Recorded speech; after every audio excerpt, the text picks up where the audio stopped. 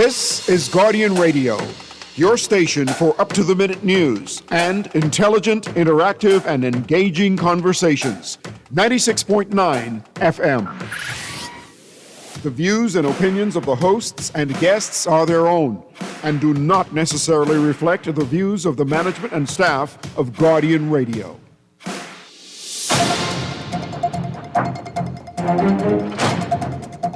Guardian Radio Today is brought to you by Bahamar, Bahamas Welding and Fire, and Printmasters.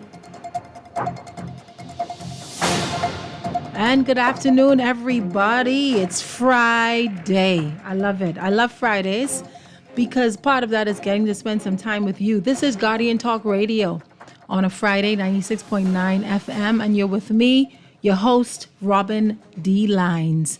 I'm so pleased about the show that we have lined up for you. But just before we get into talk, I want to remind you of our telephone lines, 323-6232, 325-4316, 325-4259. And of course, those listening in from the Family Islands, you can call us toll free at 242-300-5720. Our text line, powered by BTC, is 422-4796.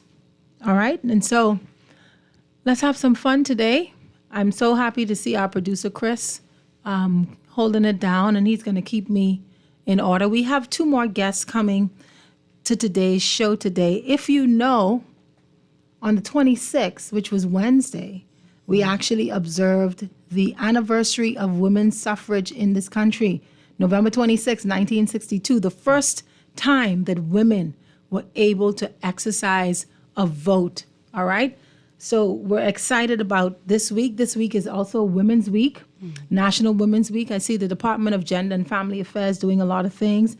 And so our topic is timely, and also the 16 days of activism is ongoing, right? Mm-hmm. And so there's a lot happening. And so I want my first guest to introduce herself. She's no stranger to talk. She's no stranger to advocacy. So good afternoon. Introduce yourself to our audience. Good afternoon, Ms. Lyons. Good afternoon, audience. It's such a pleasure to be here today. It's a pleasure to have you. My name is Kendra Wims. I am Assistant Superintendent of Police, the Director for the Domestic Violence Standalone Unit of the Royal Bahamas Police Force, and it's a privilege to be here today. It's a privilege to have you, and today our topic is It Ends With Us. Addressing violence against women in the Bahamas. And when I say it ends with us, I'm talking about our generation. We have to be the generation that sees the eradication, or at the very least, a severe reduction in instances of violence against women. Now, you mentioned, of course, that you are the head of the standalone domestic violence unit. And so we're going to get back to that and talk a little bit about that as we progress in today's show. Candy Gibson from FOAM is also supposed to be joining me, and Marisa Mason-Smith, who is so many things. I'll let her introduce herself too, but she certainly is a very powerful, impactful woman working with Zonta International and very active in the 16 days of activism. One of the reasons why I wanted to have this conversation, ASP, is because we still live in a society where violence against women is the norm. It's prevalent. It's happening on a consistent basis. You see it in your capacity as a police officer in law enforcement. But one of the things I always hear, because I see it too in my capacity as an attorney at law, sometimes watching brief, sometimes accompanying victims for statements, etc., etc. One of the questions people tend to ask is, what'd she do? Mm-hmm. And I know you're familiar with that. What'd she do? As if there is a means that justifies an individual beating someone because they can't have their way. Have you had any instances of that? Have you heard that question, even in your professional capacity? What'd she do?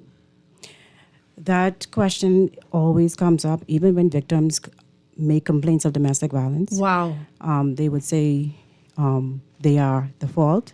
They think that they are the cause for them being abused by their partners. So they have this stereotype that the reason why they are being beat is because they deserve it. Wow. And it also has something to do with when you talk about the norm, the family background. Most families or most victims we're understanding is that their mother have been abused, the great-grandmother has been abused, the great-great-great-grandmother has been abused. And the advice these women are giving their daughters is that if a man don't beat you, he doesn't love you. Wow. Another thing that they are being told and taught in the home, which has become a norm, is that you stay in it because a little beating doesn't hurt anyone. And society has painted women in a way based on what they wear, the things that they dress. Maybe they are looking for it, or they look for the beating that that endured in the relationship. Yeah. And as a result of that, women feels as if everything that they go through in a relationship, whether it be negative, it's because of them. And they are actually taught this as children, because a lot of them they have seen their mother being abused over the years. And if you're aware of statistics, it shows that children who are reared in home of domestic violence, either three things is going to happen. Mm-hmm. One, the male will become perpetrators, the female will become victims. Or both genders will say, you know what, I don't want to be like my father. I want to be in a relationship that is loving, that is caring, that is nurturing. Breaking the cycle. And they will break the cycle. Yeah. But the cycle of domestic violence is very vicious because it starts from so many generations before this generation is in place now. It started over decades ago. It really is deeply rooted, and I want our listening audience to be able to take the calls and take the texts, as people tend to get involved and become part of the conversation. The reason why we're having this conversation, though, is because when we talk about National Women's Week, when we talk about things concerning women, the pervasive nature of violence against women is serious. And here in the Bahamas, I think this message carries an even deeper weight. So when we reflect on the anniversary of women's suffrage, if we're going to honor the courageous Bahamian women who fought for their right to vote, to participate, to be recognized as equal citizens, their struggle was not only about political power, it was about dignity, right? It was about safety. It was about respect. It was about the fundamental rights of women to live free from fear. And a lot of people may not realize this, but even in the journey towards suffrage, the advocates and our suffragettes and those who led the charge were threatened with what? Violence against them, all right? Physical harm, threatened that their jobs would be taken away, their families were threatened. And so it's very fitting that all of this is kind of tying into this this discussion that we're having. This is decades later, this is decades after that particular hurdle was jumped over and we attained that. But we're still having conversations that my grandmother those had and her grandmother those had. And the thing about it is, with the introduction of social media, information is accessible in real time. So if something happens to you on the road, it's not just the people who were on the road who may witness it. Someone pull out their camera and record it, and all of a sudden you're a global phenom, you're a meme, you're a joke, even though what is happening to you is so severe and so sad, and there needs to be intervention. Social media has brought to the fore a lot of things that you and I may not have known otherwise. Right. And it's showcasing in a very real way that this nature of violence against women is on a significant increase. It's not declining, even though we're smarter. Right. Even though we have access to information, even though we've been taught so many other things, even though we have so much experiences, even though our laws have gotten more strict, even though our court systems have become better, why is it still prevailing? And I saw an interesting post on Facebook several months ago. It was posted by Candy Gibson, who is joining us in studio now, and I'll let her introduce herself. But Candy had a listing of at least about 45 women who were victims. And I say victims because a lot of them succumbed to the violence that they experienced. And she said Do you remember? And this list dated back some years in some instances, and some of it was very recent, and it was so thought-provoking because it highlighted something so serious for me, that when something happens, we are responsive, we are on it, we talk about it, we advocate about it, we are adamant that something need be done. And then it seems as though our energy to see something change dies down. And then all of a sudden we're right back to where we were in our complacency until the next tragedy. Candy is here. Candy, can you introduce yourself to, the rare occurrence that someone doesn't already know who you are? All I would say is my name is Candy Gibson, and I'm an angel go up on the earth to Yes. help the marginalized, to have the persons who are going through, who have issues that seem to go unnoticed and wanted heard. Thank you. Thank you so much, Candy. Candy, talk a little bit about that list that I just referenced, because I thought that was so powerful and sad at the same time, that all of these things had occurred, and even today, there is a woman somewhere in this country, women somewhere in this country, who are held hostage to the fear of the perpetrators of violence against them. Why did you put that list together? What was going through your mind at the time? What was going through my mind, that would have been after the murder of Lauren Saunders and Yes, unborn yes, baby. yes. And I was like, every other time something happened, like the other day was Heavenly Tavares and her fiance, and then it was, what her name was now? Clarissa. And then it was the lady from Woodside, Vera Berry. Yes. And then it was the Sawyer lady from Nassauville. And I was like, hold on, man. Every so often we come in with these stories, with mothers and their children, and I'm like, come on, Ari, if y'all hysterical and hot now, let's go way back. Let me jog your memories way back to let y'all see this ain't something that just happened. This been happening. We're here now. We've been there. What we plan to do? What we gonna do? What are we gonna do? And that's the question. And I asked ASP Wims a question, and I asked the same question to you, because when something happens to women, when women find themselves the victims or survivors of violence, there's a question that I think is asked too often than not, and that question is, what'd she do? It's almost as if we attach an action, attitude, behavior to how this woman has been treated, as if there is some way that it could be justifiable. And I know that you've dealt with, in your capacity, reform, a lot of women who have found themselves on the other side of a violent partner. Have you heard that question?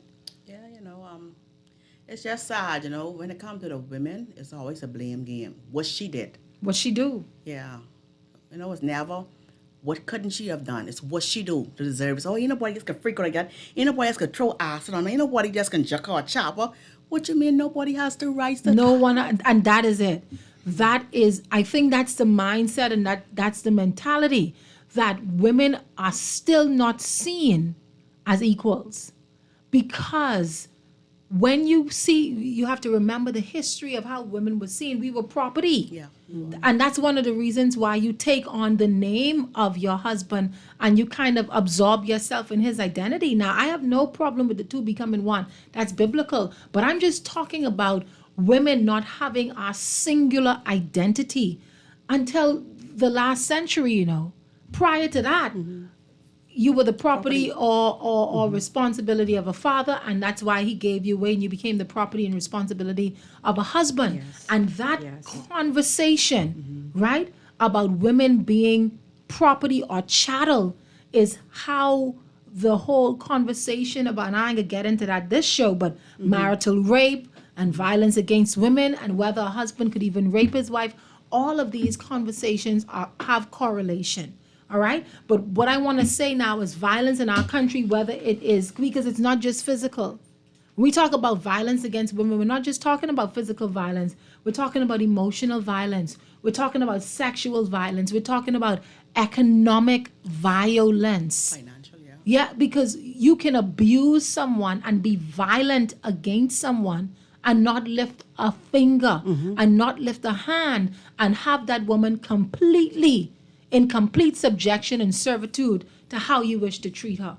I've had an instance where one of my good friends was telling me that her partner, they had asked her to move in together with him. They just had a young baby. She packed up, moved, relocated, everything on his promises and his assurance. And he went from black to white, from day to night. All right? And one of the ways he abused her and showed her emotional violence was economically. Yes. Understanding that you don't have no money, you don't have a job, you don't have no means. So he would go days on end, sometimes 1 to 2 weeks, knowing that there was nothing to eat in the house, knowing that there was no gas in the car, so she couldn't go anywhere. She couldn't do anything, no minutes on a cell phone.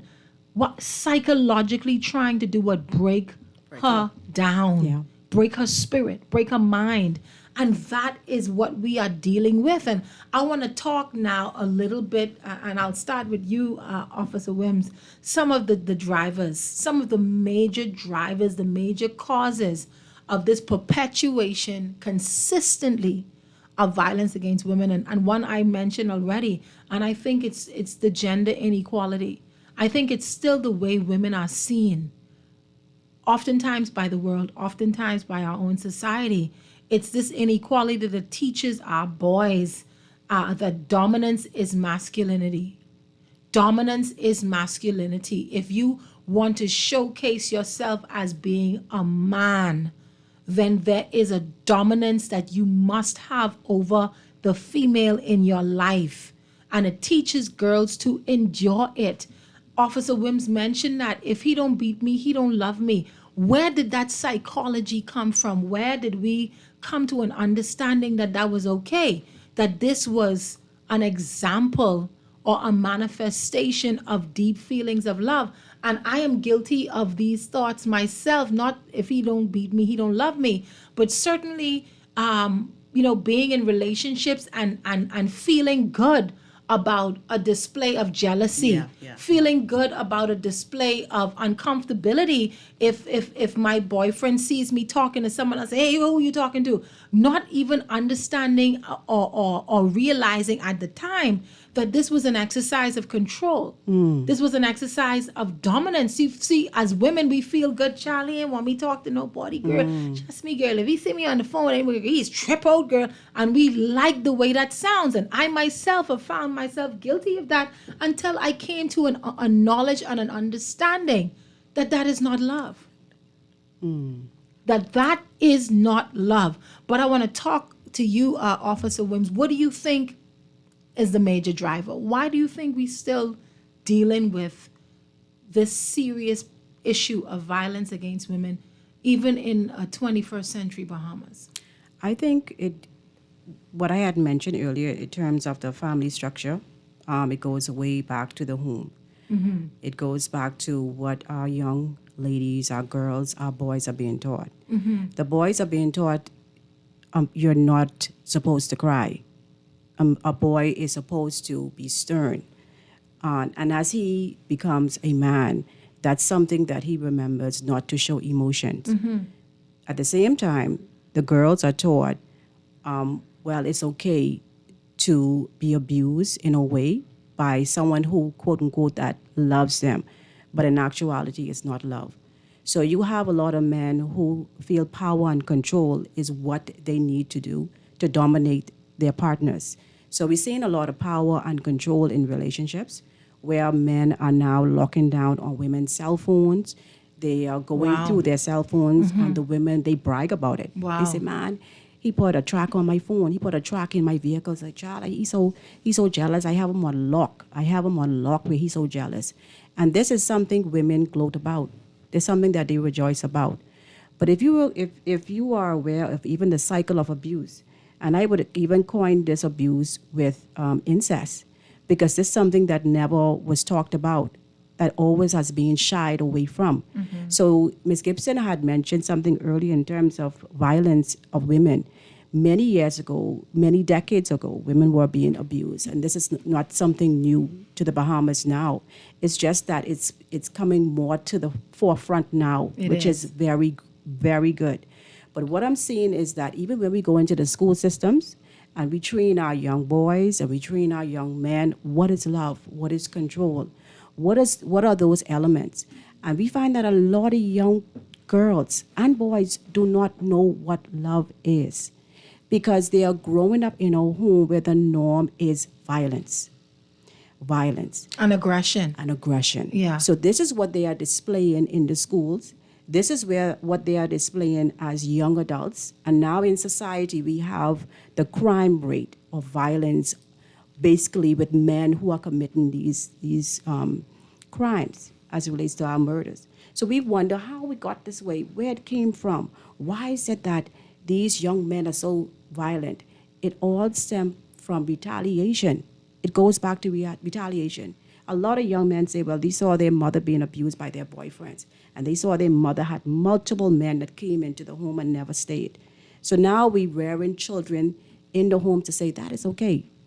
That's what life is all about. And that's why the cycle is so difficult to break. Wow. So you're talking about socialization. Yes. Talking about norms and how we raise children. Candy, chime in on that. What do you think? Why do you think we still have this major issue today? And the thing about it is, right, like I mentioned earlier, with all that we have, the knowledge that we have, we're still battling. Why do you think that is? I would concur everything she say. I do support everything she say, but I'd want to say this. We expect change doing the same thing. As a country, we expect good results, but we're still doing the stuff we're doing from 1707, 1807. Come on. How you expect change to be doing the same thing? And the saddest thing about it is our social now is overwhelming, because we have mothers, we have babies having babies. Mm-hmm. You understand me? So who's supposed to help the mother if she herself is a baby and needs someone to help her? You understand me? And so my thing about it is now we need, I'd want to say it starts at home, like she says again.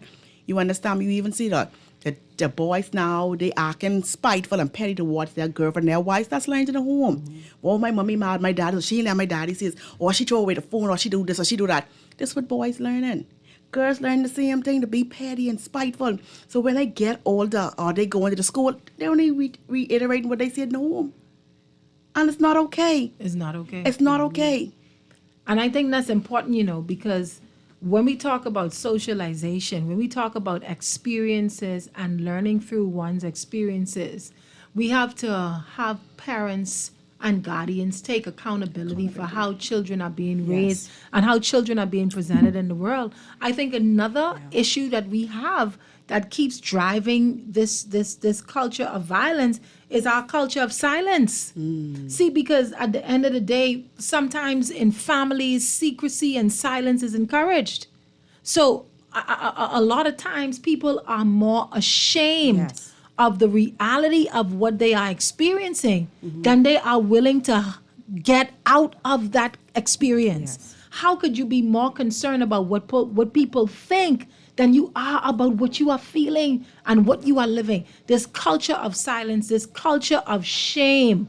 We're going to talk a little bit more about that because a lot of times women live the image, a picture, a snap, a smile on social media, the appearance that all is well, and behind closed doors, they're experiencing a nightmare that they don't have the strength to walk away from. We're going to take a break. We'll be right back in a few minutes. This is Guardian 96.9 FM, Guardian Talk Radio with Robin Lyons on a Friday.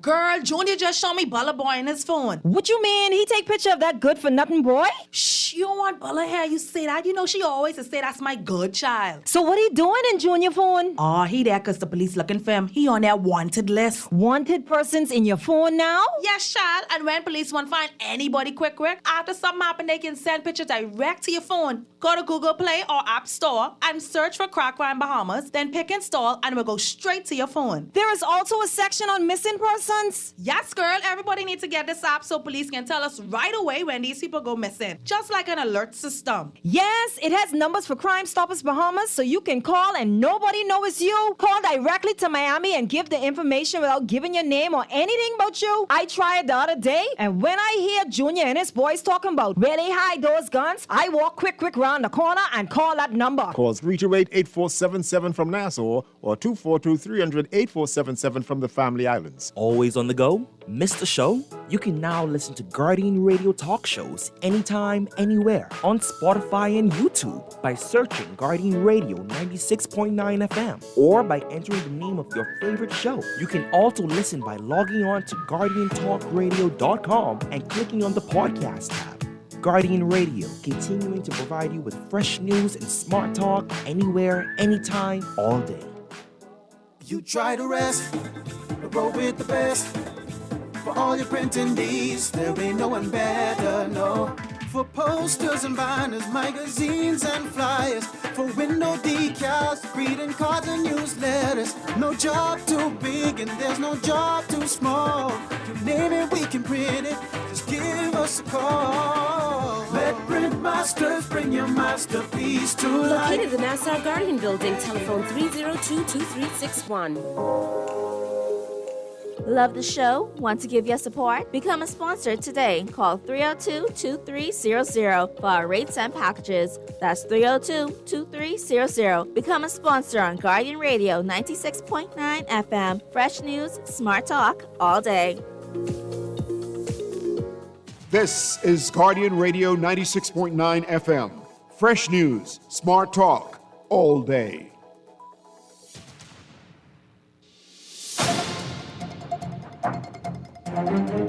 And we're back. Thank you so much for sticking with us even over the course of the break. This is Robin Lines, and you're tuned in with me on Guardian Radio today. This is Guardian Radio 96.9 FM, and I'm joined in studio by ASP Kendra Wims and the founder and, should I say what it is, director, COO, CFO, Whatever, don't call me. CEO of FOAM, Families of All Murder Victims. Candy Gibson is in studio with me, and we're just talking about violence, the culture of violence against women. And the topic that I've chosen for today's show is It Ends With Us, breaking the cycle of violence against women. So I'm so happy to have you sisters with me and for us to continue with this conversation. And just before we took the break, we were talking about the culture of silence. The culture of silence, the culture of silence. And you know that this culture of silence with violence against women, you find, I think, greater instances of it, particularly where the violence is happening within a marriage, right? Because as far as generations before, what Grammy and great Grammy those endured and what they didn't tell people about. I mean, you hear the stories of what we call outside children or children born to the women down the street and they eating out of one pot. And I mean, you just hear about all sorts of things. But what you didn't hear about was about anyone walking away and walking out of those situations and walking out of those relationships, just enduring that, right? This culture of violence, this culture of secrecy. Now, whilst it may not be the same, whilst it may not be manifesting the same, it still exists because you have persons who are ashamed to say what it is that they are going through, ashamed to express, ashamed to talk. While we were on the break, ASP Wims, you were saying that you have reports even to the domestic violence unit where people don't want to press charges, right? They say, you know, I just want to file this complaint. I want something to be placed on the record. I want him to get a warning or something like that. But, you know, don't take it too far. I don't want it to be in the public domain. But where is the value, though? If I place greater value on withholding whatever I may see as my image above what is my reality, I don't know about y'all, but I'd rather be happy for real, right? Than to give an image and a perception of happiness and live in torment. The culture of secrecy, how would you describe your experience as an officer and this unwillingness for people to kind of talk and share and bring what they're going through to the fore?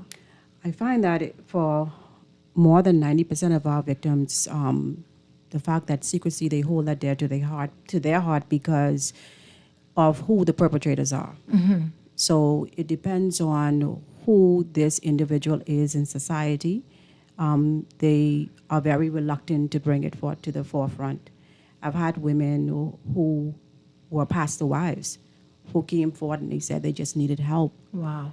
And you know what was so ironic with that particular case? She was in a marriage for 30 years with her husband who is a pastor. And she said, but she doesn't feel as if she was ever abused. It was the mental abuse. It was the things he said. And then it spilled over into the church where it became spiritual abuse. Wow. So the church members now turned against her as well. So she was battling one thing at home, battling the church, but could not speak about it because of shame. He took all power and control from her. She had absolutely no one.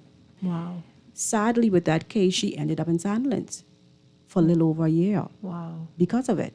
Succumbing to the pressure. And she told me, she said, please do not speak about it, or she don't want to report the case because she don't want him to be looked upon in a certain way. So we have the majority of our victims who are considering the perpetrators. They are And I just considering was going them to tell you before about themselves. exactly. What about you, Candy? Your experience with this whole culture of silence, this culture of keeping things a secret to the detriment of some of the people going through? And you know what is even so more ironic, I would say? When people don't portray a life on social media. Yeah. That is happy family, would takes vacation and do everything together and so my boy vacation and all that. And then for the public now know that this person living a lie. It just ain't really all that or whatever the case. And then we have persons too who partners step out of them and they contracted HIV. Yeah. And so in that case, they don't want to know. So whatever he is doing to them, other than he already gave them a death sentence, I would say, they stay there. And in some cases, you really can't blame them also because when they, with these guys, the guys them are the financer, they paying the bills. The school fees are paid, the car license insurance is paid, the groceries bought, the mortgage is paid, the light bill is paid. You understand me? The rent is paid. So when I take upon myself now, because I ain't gonna lie, there were situations too where I would go to the police station. If you pull up my file, you'll know. But I would have gone to the police station in the past and I reported so and so and that whole case come along, you know. Candy, anybody made you threaten you to come and drop the charges? No, nobody threatened me, but I go and I drop the charges. So what you talking about now is your own personal experience. Talk a little bit about that. Why did you stay? Well, let me tell you something, yeah. They say love is blind, but jealousy sees too much, you know. I can laugh.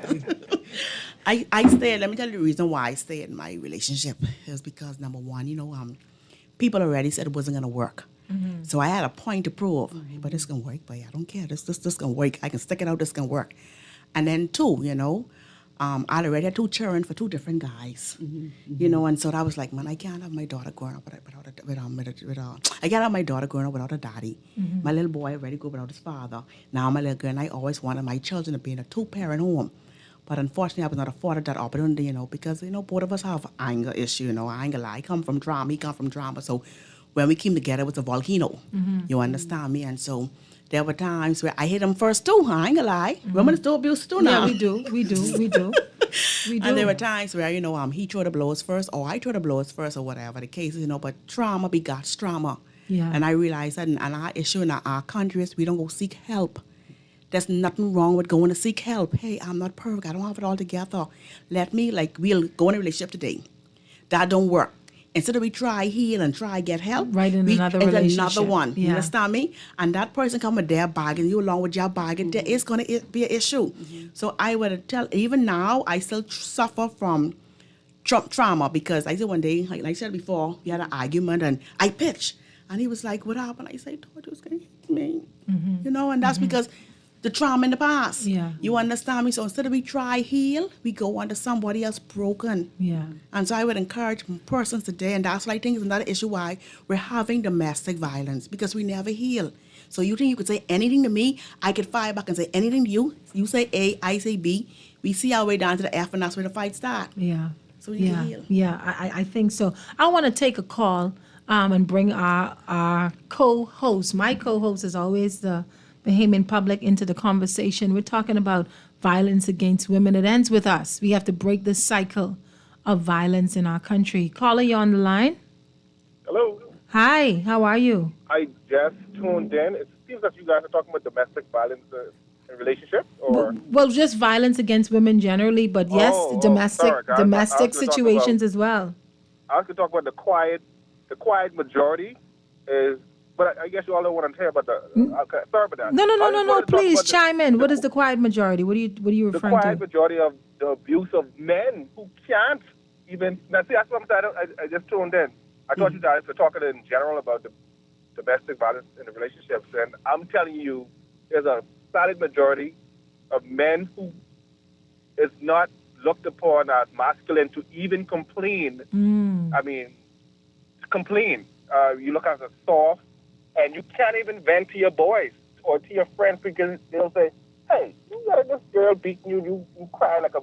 So I'm saying that's the solid majority that you don't hear about. And typically, when you hear this, the topic of domestic violence, you only hear about the male to female, and you rarely hear about the female to male, because typically.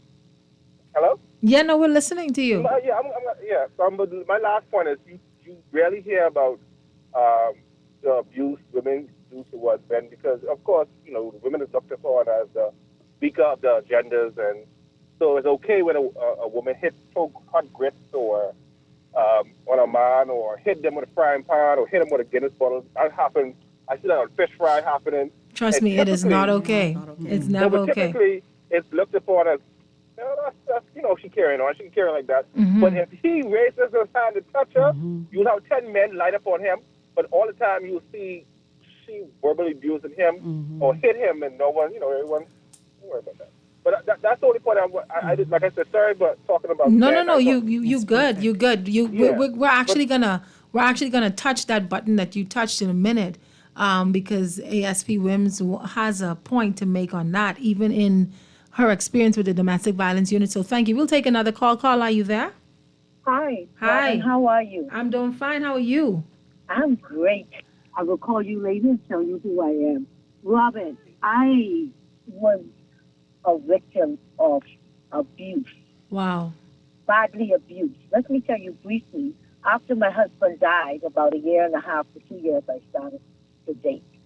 I dated this gentleman and thought he was gold. My husband will say, everything that glitters not gold. Come to find out, very abusive. I was battered so bad, I went in the police station to make a complaint. The officer said, if I have to make a complaint against him, they have to lock me up too. Yeah. My face was disfigured. I had made up my mind that I wanted to kill him. I went to Kelly's board a night, but then you know what? I had some young daughters, and I said, his life isn't worth it. And he said, oh, you can't leave me because I'll scorch your face like this. But I keep praying to God, and I ask God to remove that stumbling block. And I didn't tell nobody, But now I try to relate to the person that is going through abusive relationship. Like Candy say, you're so ashamed, you don't want to say it, but I can say it now. It's a serious thing. And when you go to the station to make a complaint, and they're going to tell you, looking at your face, twisted, black, purple, that if I make a complaint against the person, they have to lock me up. Seriously. That's how come I didn't make a complaint. But I went to court to have him bound to keep the peace. Well, I'm glad you had the strength to walk away and had the strength to make a decision, because, like you said, you had daughters. And we have to recognize, as women, as parents, mothers, listen, we are the prime example and the truest example to our children of how we should allow men to treat us. Your daughter is watching you as an example of what she should endure as a woman, and I'm glad you got out. I look forward to the call so I can know who that is. I will text you. Yes. Yes, ma'am. Thank you so much. Thank you. Thank you so much. Officer Wims, I want to address that because she said she wanted to file a complaint. And even with her face disfigured and the visibility of the fact that she had been badly beaten, she was told, I'd have to arrest you. Can you talk a little bit about that? Is that still an existing policy in the police force? At present, when persons now come to the unit, the domestic violence unit, to make a complaint, we take their complaints.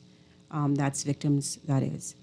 So what she is speaking about, especially since the unit was amalgamated, Right. it's a standalone unit for victims where they can feel safe. So this is different from what she would have experienced because I think the advocacy with the creation of the domestic violence unit was because there were certain policies in place at police stations. Right. There was no sensitization training for them to handle specifically instances of domestic violence and violence.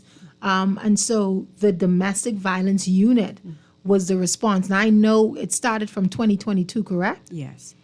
It was amalgamated in 2022, and since we were amalgamated, we assist a lot of victims. Yes. Now, they still have an option. Ms. Lyons, they still have an option where they can go to the various police stations.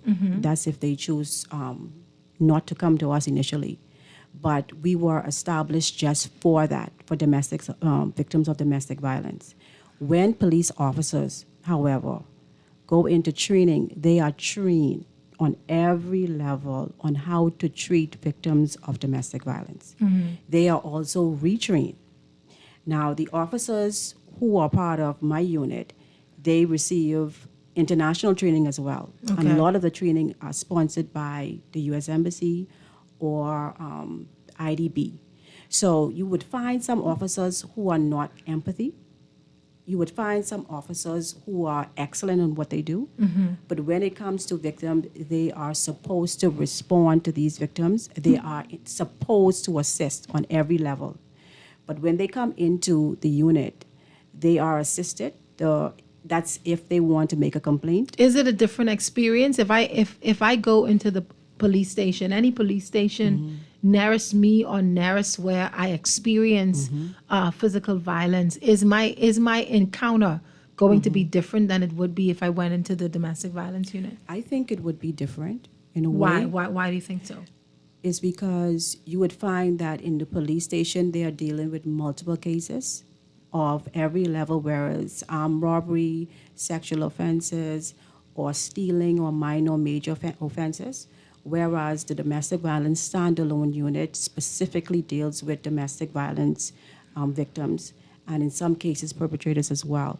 And what is so good about it is that even men who are being abused, we are seeing more cases with men who are reporting domestic cases. Yes. More than ever before. Akin to what the caller said. So Yes. callers, you should know the domestic violence unit is focused on addressing violence,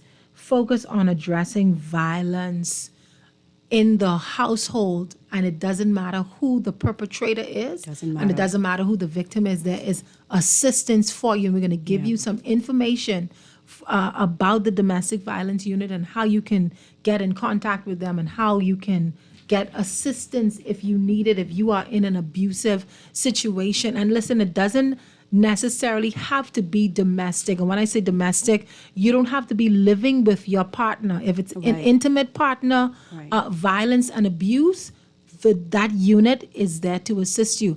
Also want to let you know that they have also been dealing with cases of same-sex intimate partner violence.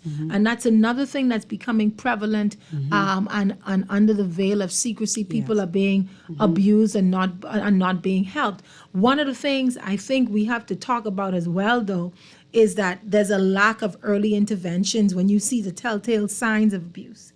Because sometimes you see warnings, even in teenagers. Sometimes you see warnings in young adults. Sometimes you see warnings in family members. Sometimes you see these red flags that alert you to the fact that something is going on. Are we doing enough in terms of our interventions?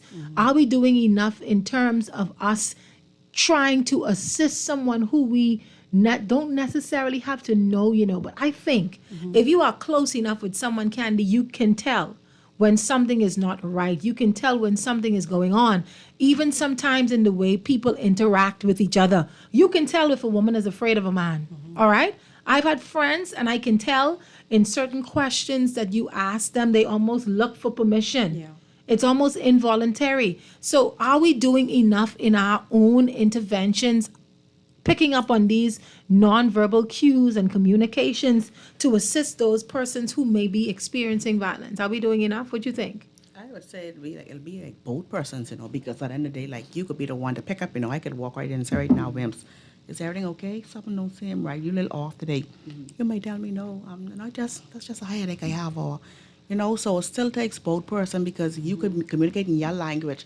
That person have to be receptive to receive you, and then also, too, persons nowadays, they scared to confide in people. Yeah. Like the confidentiality in this country is going out the door. If I tell them something, I know Miss Robin could hear it, the Red could hear it, the Punch could hear it, Bahamas think this, that, BN could hear it, and so people now are more afraid to even come forward because they scared their business is going to be out in the road. So it takes both persons, someone got to got to break the gap, got to bridge the gap. I got to reach, and you got to be able to trust me enough to respond back to me. Well, I mean, that is absolutely true. But the thing about it is, right, if you suspect, or feel that someone is a victim of violence, I think for us, we have to take on almost a moral sense of responsibility, because how you respond to me offering to aid, to assist, is secondary to me extending that olive branch. See, I know that like you mentioned before, all of us are a result of whatever the traumas we may have and we may have experienced. That person who you're reaching out to and extending your hand to help may have been bitten before by someone else who reached out their hand to help, and they may be reluctant or outrightly refuse. You got to extend your hand anyway, though. Because, see, at the end of the day, you want to be sure that I did, that I tried, that I sought, that I offered. And that is so absolutely true. That's why the response of these standalone units like the domestic violence unit, with trained professionals who are there not just to understand where you are coming from and what you're dealing with, not just to listen and to hear you and allow you to speak your truth and your story, but to also offer means of assistance and resource, that that it is available. You can access it, take advantage of it for your betterment. I think that we have insufficient support systems. You understand what I'm saying? Because, like you said, what about that woman who's in a relationship and every single bill she has is being paid? See, if you are coming to rescue me and take me where? With a solution, yeah. Right? Rescue me and put me where? I have 3 children, right? I don't have anywhere else to go. I don't have any family assistance. I don't have any financial assistance. Are we shoring up our resources to be able to respond to people who are in dire and desperate need of assistance? Because at the end of the day, how much can you help me unless you can help me all the way? Right. You can't. If you take me out and you put me outside, eventually, because of my circumstances, I got to go right back. I got to go right back. That's what happens, and that is what happens. And oftentimes when a woman steps out and has to go back because of circumstances, the challenge is that the situation becomes even worse than it was before she left. And that perpetrator of violence, because it doesn't necessarily have to be a man or whomever, that perpetrator of violence feels emboldened and feels empowered because, yeah, look at you. What you could do without me. Right. Where you could go without me. Right? And so when it comes to support systems, sisters, what do you think we ought to be doing from a societal perspective? The domestic violence unit was an answer to a lot of advocacy, but it's not enough. What should we be looking at right now when we talk about the creation of support systems for people who are experiencing violence? First of all, the person has to know that, hey, yeah, they come into you and they are in a safe environment, number one. Number two, when they come to you, you got to be able to guess what, like, for instance, like, you have people like, just say for instance, like I had this lady came to me, she tired her boyfriend was beating up or whatever. Okay, now I can't tell her one leave their boyfriend because I never put you together. I do sympathize with you, but whatever decision you make, I'm here for you. I said, now if you're really, really serious with getting out, I said, tell you what now. I said, I ain't come around there my vehicle because I don't want my vehicle to get marked. Meet me to the police station. I said, then I can walk inside with you and we can go from there. She never showed up. Never showed up. Never showed up. In the meantime, I couldn't hold her against a charge because I was there too.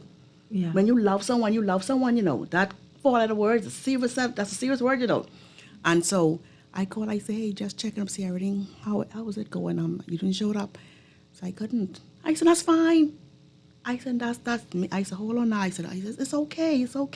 You didn't show up. I said, I want to let you know, next time you might have an opportunity to show up if this is what he's done doing to you. I said, so whenever you're ready, I'm here. Feel free to come to the office for grocery for your children. We have on this one side, they come or whatever the case is. And so eventually she was able to get out of the relationship. Like I said, I work with her on her pace because I couldn't force her because no one could have forced me. No, you can't force them. You know, and she's out of the country. She didn't get a PR in a certain country. She's doing good. She's doing very well now. But that's a story with a happy ending. Yeah. I want us to come back and we're going to talk a little bit about the solutions to violence against women in this country. It has to end with us. This cannot be something that we give or leave for the generation that follows us to deal with. It has to end with us. We got to take a break because news is at the top of the hour. When we come back, we'll go to the phone lines and take a couple of calls and continue with this conversation. Marisa Mason-Smith is going to join us after the break. This is Guardian Radio Today with your host, Robin Lyons, on a Friday.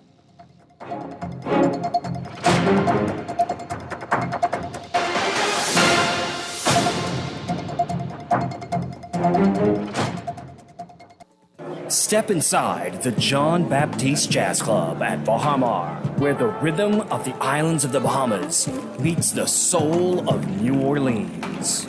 Every night, the lights dim, the music swells, and the air fills with that unmistakable energy, the kind that makes you close your eyes and just feel. Savor signature cocktails, curated small plates, and live performances from world-class musicians, all in an intimate, artfully designed space where every seat has a story. Whether it's a romantic night out or a spontaneous evening with friends, this is where you want to be. The John Baptiste Jazz Club, only at Baha Mar.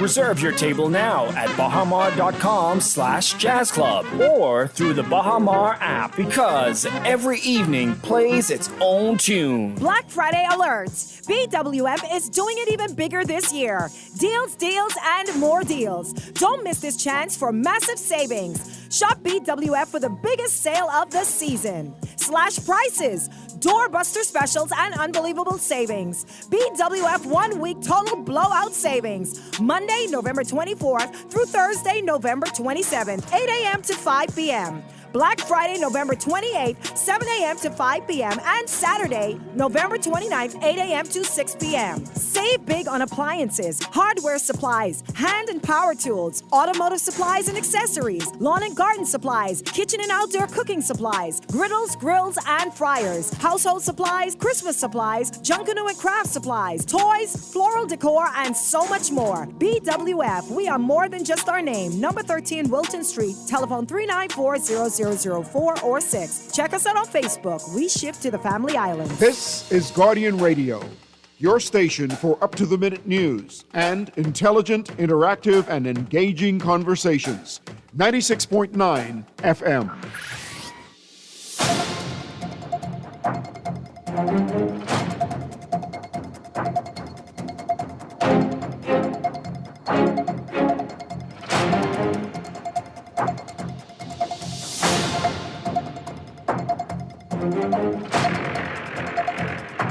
And we're back. Thank you so much. News was at the top of the 3 o'clock hour, and I'm so glad you stayed around to be informed. This is Guardian Radio Today on a Friday with your host, Robin Lyons. And again, I'm joined in studio by ASP Kendra Wims, who's the head of our domestic violence unit, Candy Gibson, who's the founder and CEO of FOAM Organization, And joining us now is Marisa Mason Smith. I'm going to let her introduce herself because I don't know where to start. So you want to say hello to our listening audience? Hello, Bahamas. Good afternoon. That's it. My name is Marisa Mason Smith, and I now serve as the Area Director for Zonta International, District 3, which includes the Caribbean, South Florida, and 1 or 2 other states. But Zonta, here we are, 16 days of activism. 16 days of activism. And we've been talking about violence against women. We've been talking a little bit about violence in our country as a whole and what is our response, what should be our response, getting into some conversations about the existence of the Domestic Violence Unit. I'm excited to have you join us so we could talk a little bit about the 16 days of activism, how that started, why it's so important. But I want you to answer a text for me first, Officer Wims. Someone asked a question on the text line. It says, what if the perpetrator is an officer? What if the perpetrator is a police officer? Now, I've had instances where I've represented women holding brief where that has been exactly the case, and they have actually been afraid to even press charges. I've also had instances where officers have used some of their colleagues as a means of intimidation and threat against some of their intimate partners. So how would you answer that texter? What if the perpetrator is an officer? We have seen cases where perpetrators are police officers. What victims usually would do is go to the various station as well as complaints and corruption branch at police headquarters and make a complaint. Once they launch the complaint is also forwarded to the Domestic Violence Unit to assist the victims. Now, once that matter is being investigated, whereas it is proven that the police officer is at fault or he is indeed the perpetrator in this case, then a recommendation will be made in terms of the police officer. So we've been seeing quite a number of cases as it relates to police officers. We've been assisting them, and then some victims, what they do, they decide to go straight to the court system and make a complaint. So they file for either a protection order or a bound over against the police as well. We're seeing a lot of cases as it relates to other law enforcement agencies as well, where victims are also making complaints now. Back then, persons were more so reluctant to make complaints because they feel as if, because of retaliation, or they feel as if they would not get justice for their case. You think that has changed now? It has changed. I've seen for most part it has changed. I've seen that women are more willing to come forward now to make the complaints against police officers, and I think it has something to do with that they feel more safe.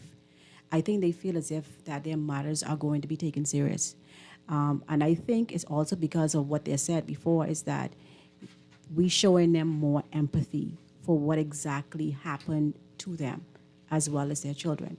But now on the flip end of it now, we're also seeing where perpetrators who are female police officers as well. Men are also coming forward and making complaints against them as well. So that they've been the survivors of violence by these female officers, you mean? Yes. Wow. So we're seeing, and what I could say, Ms. Lyons, what makes my heart feel really good is that when victims could come back and extend their gratitude to us, that this officer was dealt with, or we received the justice that we looked for. And it also has a lot to do with confidentiality as well, because they realize that the information that they provide to us is kept secret or is kept within the unit, and their matters are being heard, which is extremely important. So now we're seeing where cases where victims are basically sold out. They don't even want to go to the stations. Matter of fact, some of them don't even want to go to complaints and corruption by the time as they reach the unit, of how well we assist them. So that's a plus. That is a plus. Yeah. And I love that. I'm really happy to hear that, because I think a lot of times people feel as though the police officers who are perpetrators of any kind of criminal activity, that there is sometimes a bias when you go into a police station and you regularly report. And so it's very important for us to have conversations so people know what to do. Yes. What to do and how to deal with their own matters. I want to shift gears now as we bring Madam Mason Smith into the conversation, because the 16 days of activism is not a Bahamian thing. It's not a U.S. thing. It's a global thing. Even some of my sisters down there in Caribbean Women in Leadership in the Caribbean launched their activities, and they had marches and showcases and school visits. And what is the 16 days of activism, and what is the significance of this period? Well, first of all, thank you so much for being here with such an esteemed panel.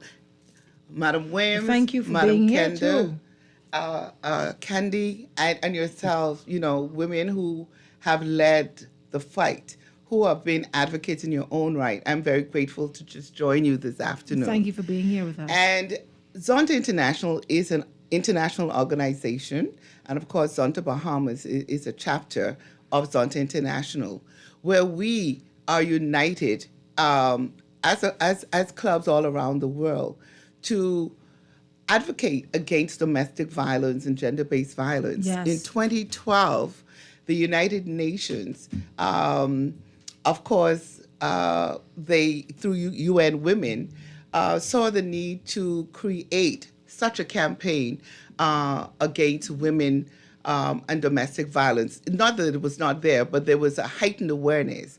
And Zonta being part of the United Nations, where we have consultative status, we have been able to unite with the United Nations, and of course through our mission and vision of Zonta, that we take on the whole campaign of saying no to violence in all its forms.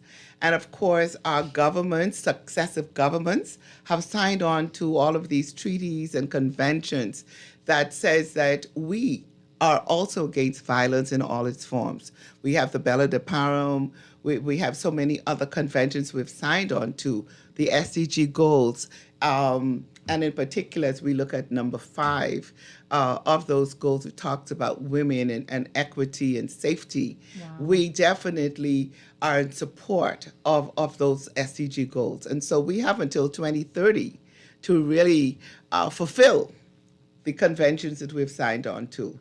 So again, Zonta is just one arm of leading the charge of saying no to violence. But we have all of the advocates here around the table. We have CWIL, our strategic partner, the Ministry of Social Services, who have truly been a strategic partner, really, in guiding us and supporting us in our efforts to eradicate and eliminate violence against women and girls. And in fact, violence generally. Violence generally, yeah. Because of the challenges we have seen worldwide in terms of domestic violence.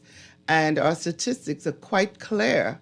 And I'm sure that most persons are aware and familiar that 1 in every 3 women are killed as a result of intimate partner relationships. Wow. Someone that they know, someone who they trusted. And so we have seen here in our own country women who are killed by the hand of someone they loved and they trusted. And so through Zonta's initiative, we seek to educate and create awareness of lessons and how to teach people to resolve conflict, how to seek counsel if they are having trouble in their relationships, and to get help. If you're in a turbulent relationship, if you're in a toxic relationship, whether that's from the parents, whether that's in intimate relationships, there is help. And I really want to commend the Royal Bahamas Police Force in particular for the work that they've done in advancing our cause as partners, and also increasing the levels of sensitivity training to their officers. Yeah. I think everyone is now aware that there is a way and a conduct in how we handle that. There's a protocol. And so when people are hurting, we're not to do the blame game, but we are to look at the victim and the perpetrators and also the children who are affecting it. There's a rippling effect. Yeah, and try to respond to those needs. I want to say today now a special shout out to those women those mothers, those daughters, those sisters, those aunties who have shared their experience too. I want to say good afternoon to all of you, because it is in these shared experiences that, number one, we understand how serious violence is.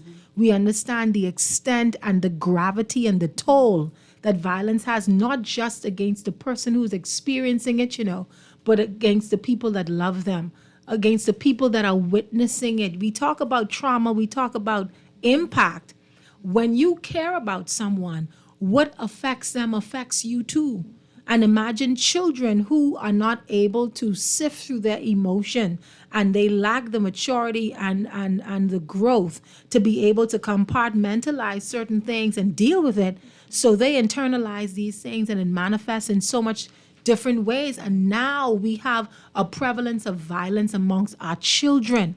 So when we talk about conflict resolution, when we talk about using your words to articulate and to explain what it is that you feel, a lot of our children lack those basic skills. And Zonda has been moving through and going into the schools and talking to children and talking to young people, because there has to be an understanding that the old saying is so true. You have to bend the tree while it's young. Yes. You have to. I want to say that we recognize this is so prevalent. The information research also shows that children who are products of domestic violence end up becoming perpetrators themselves. Wow. There's so many learning disabilities, there are anger issues, and they themselves sometimes see that as the normal way of living. And so when their behaviors, when they act out, they think it's normal, but it's not. And so Zonta, in the past, we did the junior high schools and the high schools and the university, but now we have developed our healthy relation program to now go into the primary schools, because we're finding that the smaller children are experiencing and being exposed to violence. Yes. And we have to help curtail them. If you talk to teachers, you talk to counselors, they're seeing the children with some very serious social ills and problems. And this year, the United Nations Women theme is Unite to End Digital Violence Against Women and Girls. And that's something we're going to get into in a couple of minutes, because that's a creature and a beast in and of itself. And when we talk about digital violence, we're talking about social media influence. Absolutely. It has become its own life form. I'm telling you the truth. But I want to talk a little bit about the solutions, because when we talk on this show, we don't just want to talk and self-diagnose and list all the problems that we have. We want to talk about viable, sustainable solutions that we can implement as a country, that we can incorporate as a people. And one of the things I want to say is that advocacy works. All right? Consistent, strong, truth-based advocacy is effective and impactful. And I know sometimes for the advocates in the room and those listening online, sometimes you feel as though what you are saying and what you are doing is going nowhere, and it means nothing. And that's until you see the light and you realize that I've been chipping at this tree, and all of a sudden you realize you're gaining headway. You're making inroads. You are breaking ground. The Bible says, don't get weary in well-doing, for in due season you will reap, but you can't faint. What does that mean when they say, if you faint not? It means it's tiring to do the right thing. It's tiring sometimes to fight for people who you feel sometimes as though they're not even fighting for themselves. It's tiring to fight when you feel like you're fighting alone. So when we talk about solutions, these are not mysteries to us. All of us know what we need to do. These are mandates for us in this 21st century Bahamas. Violence against women, violence against our children, violence against our girls. It has to stop. It cannot continue to be a conversation in the present tense that is so normalized. If you see a woman being beaten on the road, there is no shock value to it. As a matter of fact, we live in a society where the reality of it is before someone stops to help her, they will stop to record her, to video record her, to film her, to send a voice note saying, boy, look here, boy, what's going on here? Do you recall our sister who was randomly attacked while coming off the bus, heading to do some business before she went to her job? That man didn't know her from a can of paint, but people sat and watched until God sent someone to stop that man. And you should see how quickly he ran when he saw that male angel coming to her aid. But what I'm saying is, how many people stood and watched before there was any intervention? We have to be so concerned. So concerned. You know, just the other day we were at one of our schools where we were doing a session on healthy relationships. Wow. And when we came out of that school, there was a young girl in uniform fighting another girl on the main road, and people were watching and just standing by. The men watching, people were watching like nobody wanted to intervene. And that really concerned me. Have we become very insensitive, or are we afraid to get in that someone may harm me if I get in, somebody follow me, you know? I think that's definitely one of the major concerns for people that, their safety. Back in the day, people used to fight with fists and hands and feet, and maybe you pick up a rock here or a bottle there, something like that. But now all of a sudden, these young children are carrying guns and knives and screwdrivers and all manner of things. And I think sometimes people don't want to put themselves in harm's way, but there are ways to intervene and still be safe. The difficulty becomes when we stand by and we just kind of watching these things unfold, not really being concerned about that person's life and well-being. Because listen, in a split second, in the blink of an eye, something can go from a fight and an altercation to a murder scene. Yes. That's how serious it is right now. That's the time that we are living in, and that is what we are experiencing. Our children are growing up in a culture of violence. But I want to chime in also. You have some homes, whereas if he hit you, better hit him back. If someone fights you, better don't come home and tell me that person beat you up. You better try beat them back. And that's what we're sending our children. That's what we're teaching our children. If he hit you, better hit him back. Or don't come home here and tell me you lose a fight. What are we teaching our children? Yeah. I mean, I ain't let nobody go and bully you and take advantage of you, but what are we teaching our children? I agree. We also, I believe, need to get back to some core values of respect, love, forgiveness, and being able to teach our children how to respect each other and each other's space. Because children live what they learn. They do. So if they see mommy and daddy fighting, carrying on, like I said earlier, that's a normal way of life. That's what they know.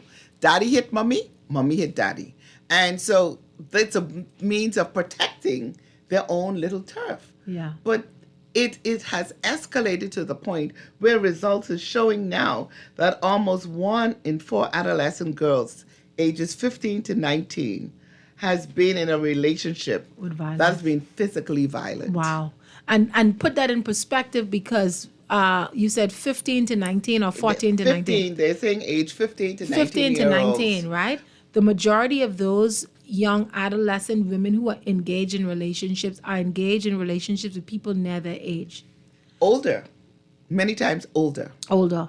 Mm-hmm. So what that means then is that you have perpetrators of violence between the age of 15 and 19, right?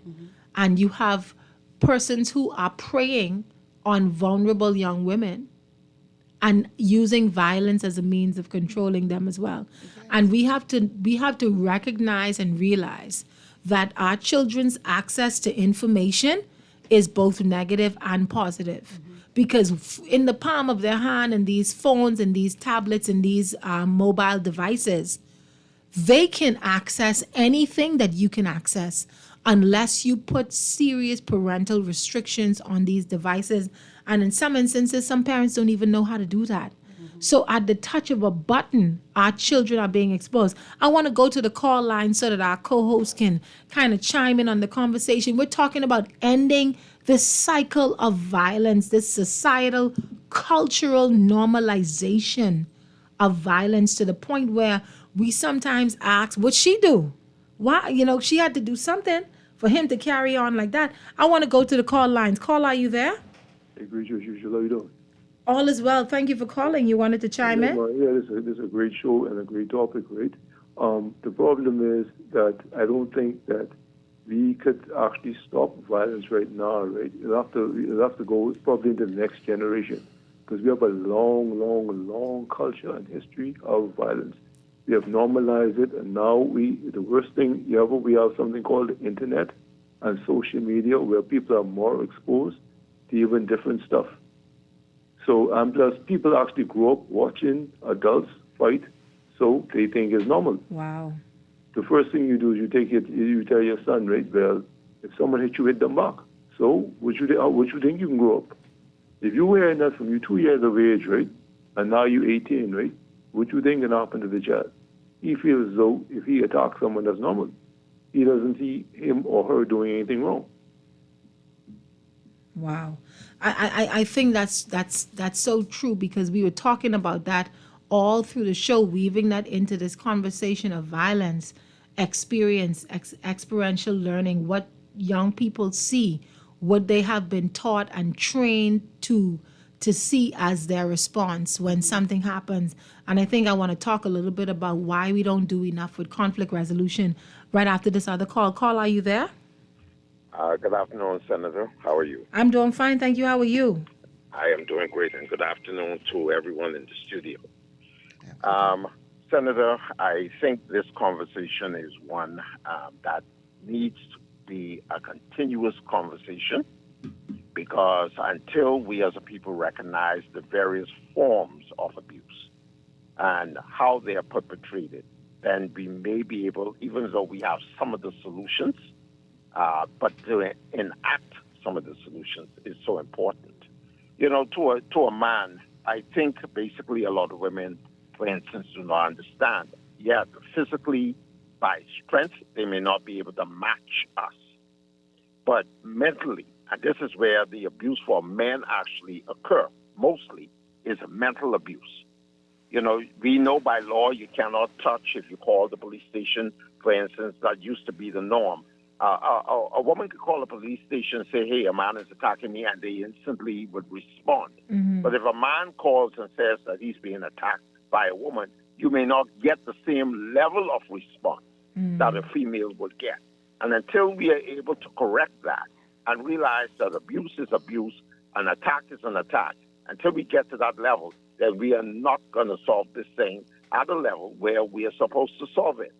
A lot of the programming on TV, for instance, I heard the previous caller talk about perhaps the next generation, this would be solved. But I differ with that because our children today are being exposed to so much violence on TV, love and hip hop, for instance, and these programs that they are allowed to watch.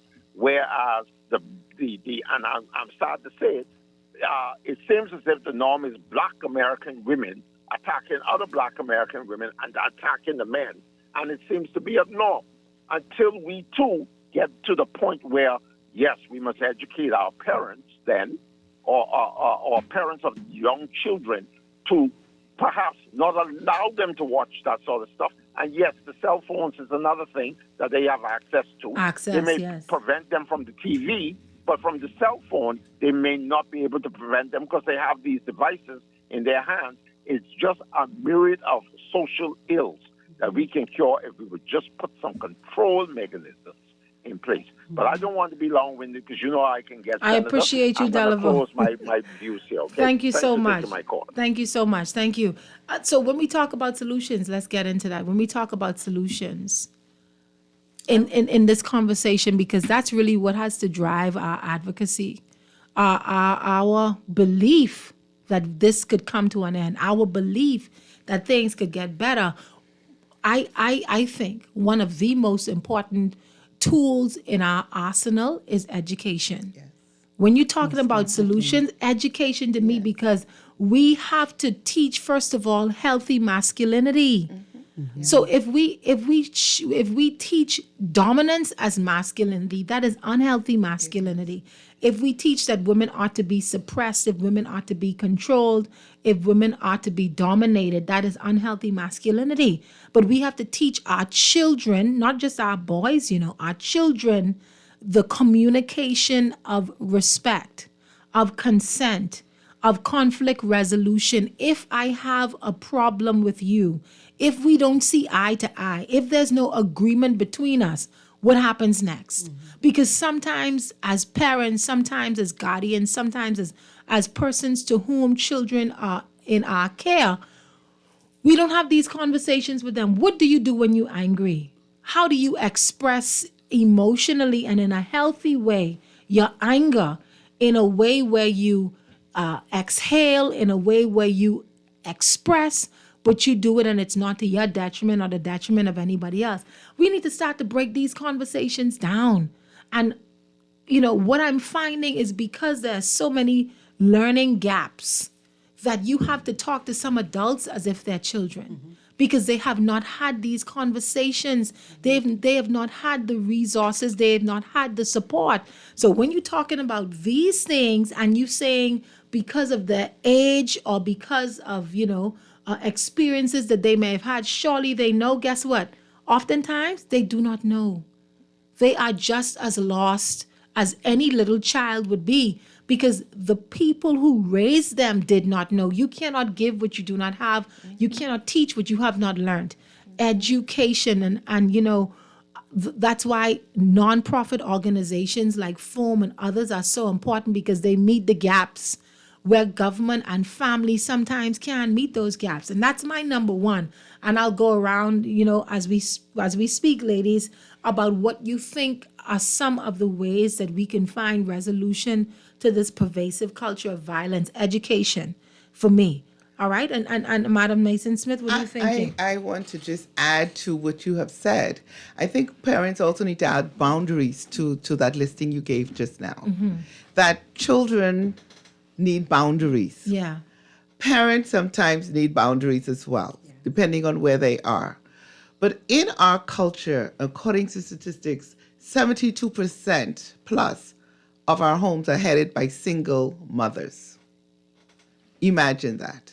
Imagine that. A mother has to work. She has to go out and take care of the children. Who is raising the children? The TV. They give them the latest tablets and instruments to babysit them and to pacify them.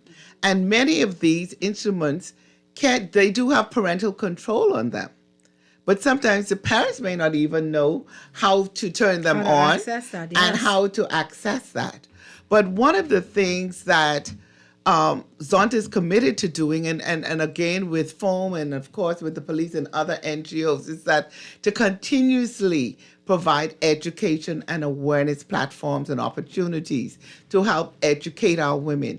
Zonta particularly focuses on the women and girls. Yeah. We believe in building a better world for women and girls because when a woman is educated, when a woman is empowered, she's going to look after her children and her home. And we have found that many of our situations of violence and people staying in gender-based violence relationship is because of economics. Absolutely. And so through our continuous education and awareness, we continue to provide workforce readiness programs for our women who have not completed school, women who are jobless, and we try to give them basic skills to help them to become employable. And we have had good success in those programs. And these women, the testimonies, like you say, come back and say, now I am this, now I'm doing this because of. But we have to help educate our parents.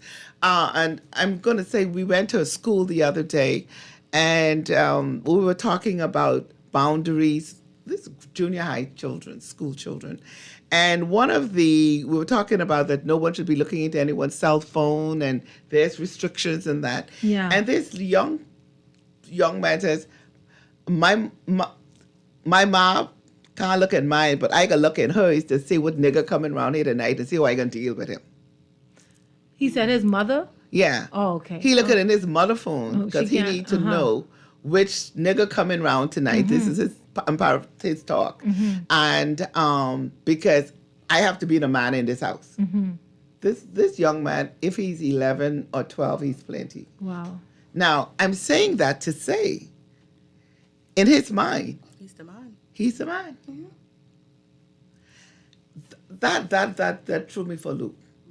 I can imagine, and you know, the thing about it is, right? We have a circular conversation because the issues that we face are circular, I guess, because they're so interconnected. And I cannot emphasize enough, and all of us have said it in one way or the other. What is happening where you live is a very, very serious thing. It's very impactful. I want to hear quickly from our callers, and then I'm going to come to you, Candy, and then you, ASP Wims, because we have to talk about solutions. So, for instance, when that young man said what he said, who is intervening on his behalf? Who is intervening on behalf of his mother? What is he living and seeing and experiencing that has him wired the way he is? I want to take a call and see what our audience is thinking and feeling. Caller, are you there? Yes, ma'am. Good afternoon, Ms. Lange. How you doing? I'm doing fine, Good thank you. afternoon How are to you? Thank you so much. One of the biggest perpetrators to violence in this country is successive government. Just look at their policies, look at the programs that they're pushing over the years. And, I mean, who builds a hospital for women and children? Only women and children get sick in the Bahamas? This our taxpayers' money, but they're doing this thing too. And Lauren Sanders will be laid to rest this weekend. That unborn baby, which is a women's issue. Where are the women? Where are the sisters? Hopefully they'll show up in great numbers to address that issue. I mean, they spoke for the first 2 days, but this violence, these laws, fathers, mothers of children, no fathers. I mean, when you look at how fathers are treated when it comes to children being born out of wedlock, mislines, I mean, we're in problems. Let's face it. Men have issues. Men have problems. The government, women are having issues, but then they have these antagonizing laws on the book, divisive laws on our book to create this nonsense. And we're not going to be better off until we mature. See, when you're talking women and children, the only time women and children take priority in a sensible country is when we're dealing with natural disasters and wars and conflict. They get first priority. But you don't build no hospital in this day and time, but there's women and children. Well, that's another conversation, but I appreciate the chiming in, I do. But we're talking about violence and perpetrators of violence and acts of violence. We're talking about solutions. But I appreciate the caller. I have another call on the line. I want to go to this call. Call, are you there? Hey, I just want to chime on one thing, right? You talking about boundaries, right? Yes, sir. You said boundaries with your child. If you was a mother going on a date with your child, her boyfriend, you and your boyfriend. The daddy, he smoking dope with his son.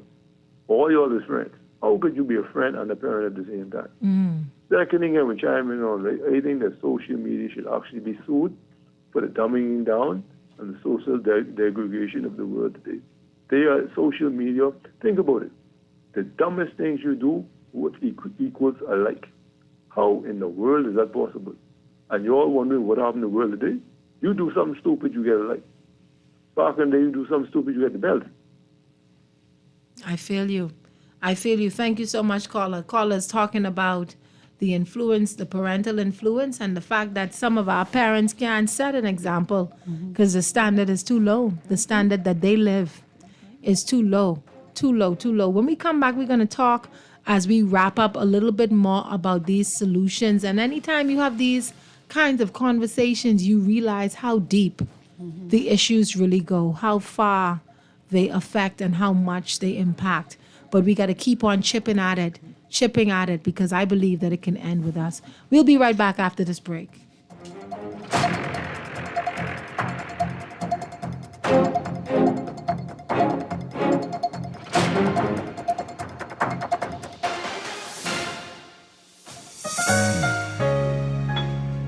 This holiday season, give yourself the gift of a fresh start with a personal loan at Fidelity. You could win refreshing prizes like a luxurious spa day, John Boat gift certificates, a cruise for two, and more. Make that move to a fresh start today. Call 356-7764. Promotion ends December 19th. Fidelity, we're good for you. Join the Bahamas Heart Association for its inaugural golf tournament, proudly presented by Visa and Fidelity Bank on Sunday, November 30th at the spectacular Royal Blue Golf Club. Every swing brings hope and healing to young hearts. Gather your team and play with purpose or make a donation. Tee off for tiny hearts because every heartbeat deserves a chance. For more details, contact the Surfing the Sassoon Heart Foundation at sassoonheartfoundation.org. You try to rest, but roll with the best. For all your printing needs, there ain't no one better, no. For posters and banners, magazines and flyers. For window decals, greeting cards and newsletters. No job too big and there's no job too small. You name it, we can print it. Just give us a call. Let Printmasters bring your masterpiece to life. Located in the Nassau Guardian Building, telephone 302-2361. Explore a beautifully preserved 1930s Bahamian colonial home on William and Shirley Street, filled with antiques, collectibles, rare coins, stamps, furniture, vinyl records, and pieces from the Windsor Hotel. Join our private auction Friday, December 5th, 1 to 5 p.m. Register for $50 at bahamasliquidation.com or WhatsApp 557-2522. Enjoy early catalogue access, complimentary drinks, and a private house tour. Then don't miss the free public auction Saturday, December 6th, 10 a.m. to 5 p.m. Card payment only. Delivery available for both events. Register now. Baker's Estate Auction. Preserving the past, one treasure at a time. This is Guardian Radio 96.9 FM. Fresh news, smart talk, all day.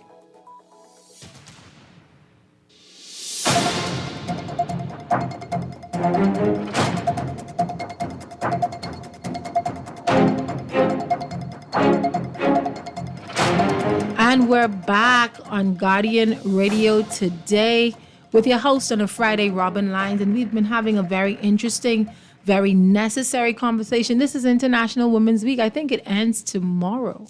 Today is the last day. It launched on Sunday, I think. And so there have been quite a number of activities. We've also had the observance of the anniversary of women's suffrage in this country just Wednesday, the 26th of November. Of course, 1962 was the first time women exercised their right to vote in this country. And so we are talking about an impediment to women realizing and reaching their full potential, and that is the pervasive nature of violence against women. And I've been joined in studio by ASP Kendra Wims, who's the head of our domestic violence unit, Candy Gibson, who is the founder and CEO of FOAM, a very active nonprofit organization, and also Marisa Mason-Smith, who is in charge, I think, now of the Zonta International this district. I don't know all of the terminology and all of that. I just know it's a lot. It's a lot. But we've been talking about, in this last few minutes, we've been talking about solutions, and we started with education. And I think, Madam Mason-Smith, you touched on economic empowerment being a means of solution to violence against women, because in many respects, a lot of the violence that women are experiencing and continue to experience is because, for lack of a better term, they can't do no better. And we talked about this reality that when you're trying to help someone and when you're trying to take someone out of their situation, you have to have a situation to put them in, right? So when we talk about solutions to violence against women, we also have to talk about our resources in response. And so, Candy, if you're talking about solutions and focusing on solutions, what in your mind's eye are one of the things that we need to be looking at? We need to look at, first of all, a woman has control of her body. Yeah. When you go in there and have 2 and 3 and 4 and 6 children, like, you don't have time to put into those children because those children comes with bills. These fathers get to plant the seed and they go, but many of them go, but they bury business. You got to deal with those children. So a woman's job is to, first of all, protect her body, use contraceptive. And then 2, I see situations where the mothers would be home, the children home on a Sunday. What happened to church? What happened to the Sunday school? The old-time religion where the mother, the family goes to church on a Sunday. Now big Sundays, the children riding bike, playing with the neighbor. What happened? Where is the village now? We always say, oh, it takes a village. Where is the village? Now Where is the village? Yeah, where is the village now? Okay, so you go with the neighbor, you and your children go to church.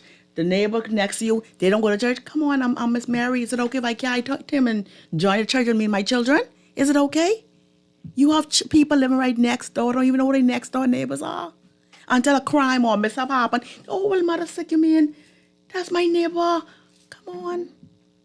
So we lost this sense of community. We lost our community. And that is harmful to us. I want to hear from ASP Women's, and then we'll circle back. We're talking about solutions, and I know the domestic violence unit has been an answer to this cry to try to deal with this culture of violence that we see increasing so significantly in our country. What other viable solutions do you think we need to be focused on as a nation, as a people? One main thing, especially in terms of the amalgamation of this unit, which we don't really focus or didn't really focus on police officers, but as well as other partners such as social services, as well as NGOs and the faith-based ministries as well. And the reason why we decided, or the Commission of Police decided to amalgamate the unit in this fashion, is because to help victims holistically who cannot help themselves. So one of the solutions, I would say, amongst all of what everyone said, is that aspect of spirituality to come back into the homes, which is extremely important, and I think that is missing tremendously. One time ago, we used to pray together. We had a relationship with our parents. We sit down. There was never even a cell phone or any devices to the table when it comes to that connection with God. I think we need to refocus and get back to that. If we get back to that aspect of our life, putting Christ first, ahead of the home, everything else, in my opinion, will fall right in place. Right now, I think we just moved away from our Christian belief, and too many aspects which is filtering in our homes is destroying it on a daily basis. So when we have women who have no choice but to work. Some women work two jobs, so they can't even basically take care of themselves, let alone their children. Yeah. So their children are left to basically take care of themselves. We talk about empowerment. We talk about lack of education. We talk about all of these different aspects. But what about those women who have never even finished school? Who dropped out of school many years ago because they had to be the breadwinner of the home. So you have women and boys who are now taking care of the homes. What about these children who work in the food stores, who are packing boys, packing girls, because they have to now take care of the home? I think the foundation has been lost in terms of our beliefs in God and where we need to be as a country. Absolutely. We have never been able to get out of this focus on family, this focus on this primary institution that you are born into, which is your first introduction to how the world works or how it should work. And we haven't been able to get away from that. That's because it's so important. One of the texters said that, good afternoon, don't modern women want to be left alone? That's one of the texters. I'm not sure what that's about. And then another texter says, you have a lot of women, they want to be married, but they don't want to be a wife. And when you try your best to have a conversation with them about their behavior, they cry mental abuse. That's one of our texters. Another one of our texters says, the biggest problem is that 70% of homes are headed, that as 70% of homes are headed by women, they can only teach what they feel about themselves and what they feel that the women in their lives deserve. The texter goes on to say, some women don't think other women deserve more than they have, and they suppress the women around them to think low of themselves, essentially. So there are a lot of serious issues when we talk about violence, because it's not just the perpetration of violence, it's the mindset and the mentality of the survivor or the victim that makes you feel as though what you have experienced is somehow acceptable, that is somehow justifiable. When you see someone thinks and feels that way about themselves, then that is not going to be a one-time occurrence. That is going to be something that happens perpetually. Why? Because you don't walk away from what you think you deserve. That's how challenging it is right now in what it is that we're talking about. And that's why we have to continue to provide resources. See, that I feel as though no matter what we talk about, if resources are not available and accessible and people can be made aware of what is there for them to gain access to get the assistance that they need, then we're talking in vain. And too many of our young people, too many of our women are dying senselessly to these acts of violence because, number one, people don't understand conflict resolution. People don't understand self-control. People don't understand that you don't get to dictate and control how someone else reacts to you, how someone else makes their own decisions. And a lot of people don't know how to respond to no. Some of our boys and men don't know how to respond to no. This idea of consent has not been taught to them. You know what I mean? And so, like I said, this thing is so multi-layered, and I'm so happy that we are talking about it, but we've only touched the surface today, and we're almost out of time. I want to take this call that's on the line who's been on hold. Caller, are you there chiming into this conversation? Yes, I am. Good afternoon. Good afternoon to you. And to your guests. I'm listening to your show, and we really need to get to the bottom of this, what is going on. I am listening that everything is pointed towards a man, but we're not speaking about the violent women that we have in this country. Women are very, very violent towards the man. The women are responsible. I lay everything that is happening in this country and in the world at the feet of women. Women are the ones. But we've been break talking these about marriages. violence and women who are violent. Mm-hmm. Hello? Yes, we have been talking about violent women and violence Very, very perpetrated violent by women. And mind you, when you see the women, the women are actually the men. That is not in the nature of a man. God made a man to take care of his family. That these women are creating the problem in the homes, and everybody seems to just.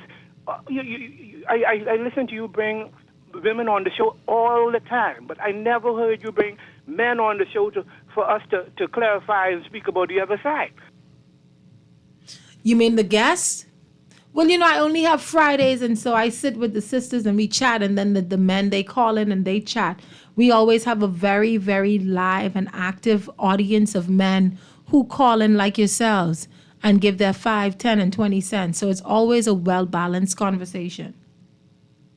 So we appreciate that caller chiming in and talking a little bit about what they see and how they see it.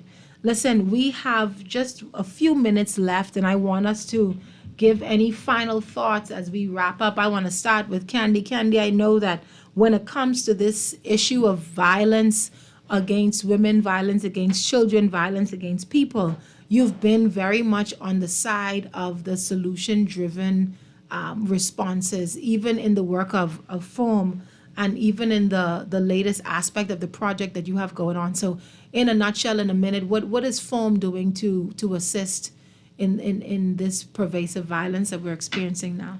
FOAM is doing its best to do everything, but one person is in an island, one person is never army. So we want to just let persons know we are here for the perpetrator as well as the victim. Mm-hmm. Feel free to call us, 424-8953.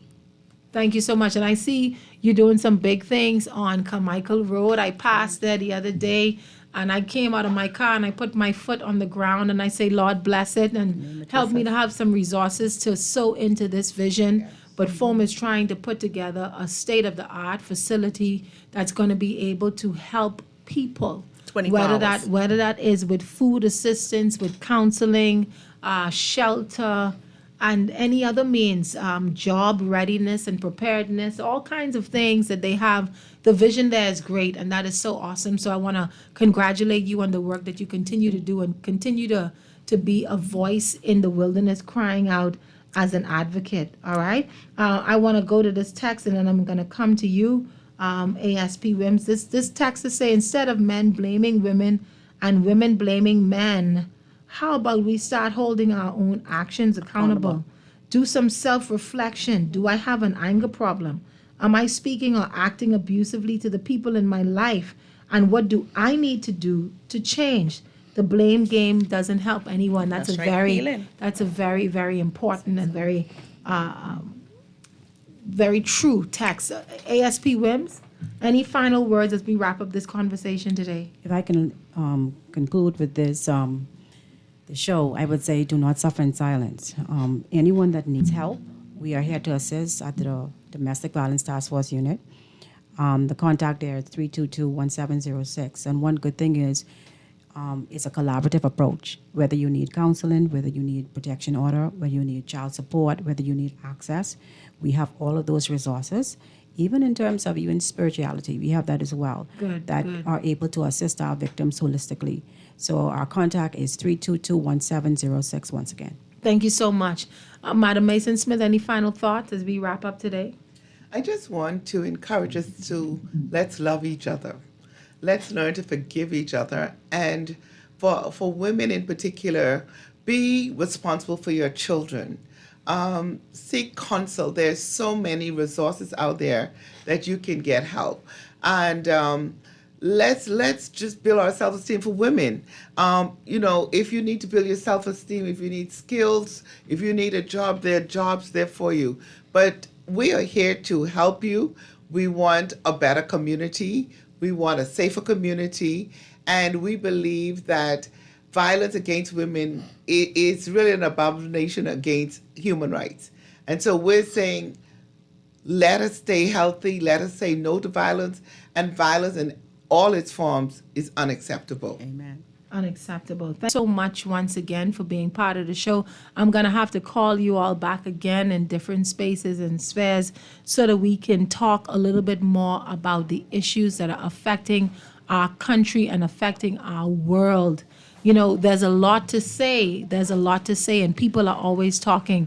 But I always try to remind our listening audience that when you have something to say, you have to test it against three things. Is it true? Is it kind? Is it necessary? If it doesn't pass those tests, then keep it to yourself, because words are power, they are spirit, they are life. Amen. So when you talk, make sure something comes alive.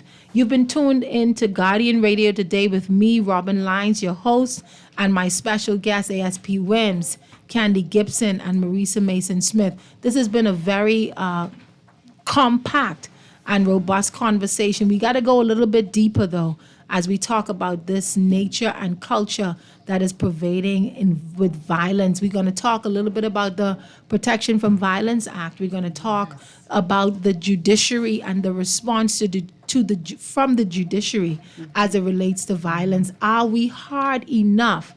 Do perpetrators of violence feel as though justice is being served? Are the sentences being passed from our courts enough to act as a deterrent? There's a lot more to talk about, and we're going to pick this back up next week, because I don't want to drop it here.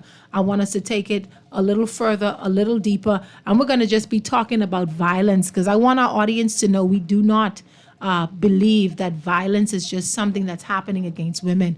Violence is happening against our men. It's happening against our children.